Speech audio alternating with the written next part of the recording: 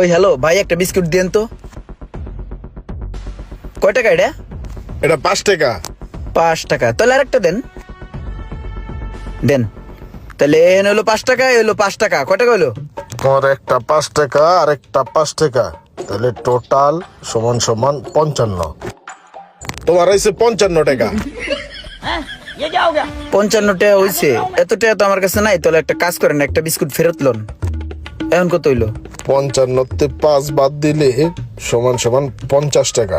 তোমার তাহলে একটা না নিলে 50 টাকা আইছে।